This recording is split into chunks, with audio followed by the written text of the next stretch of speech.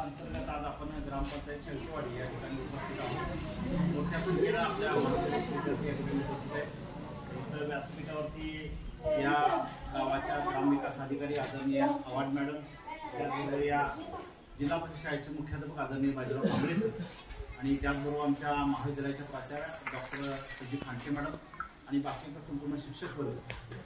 आज आपण दरवर्षी शिवाजी विद्यापीठाच्या अभ्यासक्रमाच्या अंतर्गत समाजभिमुख प्रकल्प आपण घेत असतो। तर त्या प्रकल्पासाठी या ठिकाणी आपण आलेलो आहे। गावाला आपण काहीतरी द्यायचं या भूमिकेतून आलेलं आहे। फार वर्षापूर्वी जेव्हा महात्मा गांधी यांची फिलॉसॉफी आपण वाचतो तेव्हा त्यांनी एक हाक दिली होती। 6.5 लाख लोकांचा म्हणजे खेड्याचा असणारा हा जो भारत देश आहे, त्या भारत देशाला खऱ्या अर्थाने जर समजून घ्यायचं असेल, भारताची रीतिरिवाज, इथल्या परंपरा, इथली संस्कृती जर आपल्याला समजून घ्यायची असेल तर खेड्याकडे चला असा त्यांनी आदेश दिलेला होता। आणि त्या आदेशाला अनुसरून भारत सरकारनं अनेक उपक्रम हाती घेतलेले आहेत। त्यातले अनेक उपक्रमापैकी एक उपक्रम म्हणजे माझी वसुंधरा अभियान। अशा उपक्रमाच्या अंतर्गत आपण या ठिकाणी सहभागी होतोय।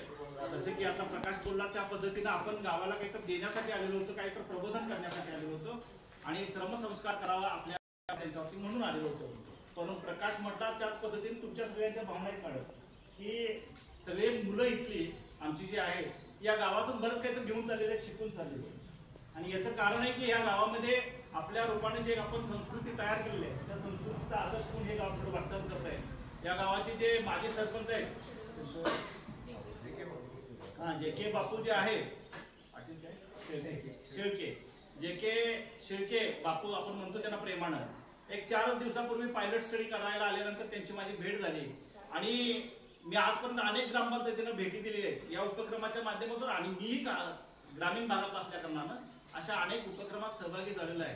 म्हणून मला असं वाटून गेलो की आतापर्यंत कोल्हापूर जिल्ह्यामध्ये जेवढ्या ग्रामपंचायती बघितल्या तेवढ्या सगळ्या ग्रामपंचायतीला एक कुशल स्वरूपाचं नेतृत्व देणारा माणूस या गावामध्ये जन्माला आलेला आहे।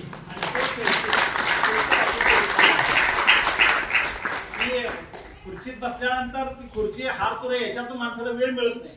तो हा माणूस मगाशी इथं आपलं पथनाट्य सुरू होती, छोटी मुलं त्या कट्ट्यावरती बसणार होती आणि तिथे एक छोटंसं झुडूप उगवलेलं होतं म्हणून स्वतःच्या हाताने उपसून काढणारा हा सरपंच, असा सरपंच जर भारत देशाला मिळाला तर या भारताचं नंदनवन व्हायला फार अभियानाच्या अंतर्गत या गावाने महत्वाची प्रगती घेतलाय। म्हणजे संपूर्ण एक नाही दोन नाही संपूर्ण गाव या सौर ऊर्जेला जोडताय। सौर ऊर्जा पाणी बसवण्याचा उपक्रम ते आणि तो यशस्वी करताय। जवळपास म्हणजे अल्पावधी 4 किलोमीटर त्याचं उद्घाटन नव्या पिढीसमोर ते आदर्श घालतच आहे। पण त्यांनी आमच्या विद्यार्थ्यांना सुद्धा सही दिलेलं आहे की अशा पद्धतीने एक छोट्या गावामध्ये एक दंतकथा वाढावा अशा स्वरूपाचं हे गाव आहे। एक काल्पनिक कथा आमचे विद्यार्थी इथं आले खराब उभा राहिले एवढं चक्क अशा सगळं गाव होतं आणि अशा स्थितीमध्ये या गावामध्ये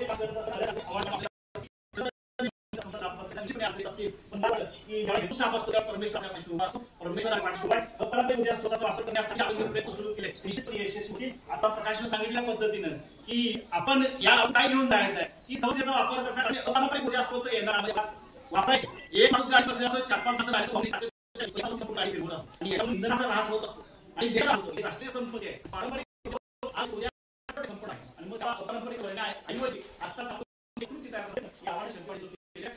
या उपक्रमाला खऱ्या अर्थाने शासकीय पातळीवर प्रशासकीय पातळीवर यशस्वी करण्याचं काम त्यांनी केलं। त्याच्यासोबत सोबत आहे गावात एक माणूस असा आहे जो मुख्य प्रवाहाच्या बाहेर आहे। सगळं गाव जसं की अनेक फुलं आपण एका दोऱ्याला जोडतो त्याचा हार बनवतो अशा पद्धतीचा एका विचाराचा हार यामध्ये आपल्याला दिसतोय। कुटुंबाचे कल्चर या गावानं केलेलं आहे, त्याचा तुम्ही आदेश घेतलाय। इथून पुढे या गावात संधी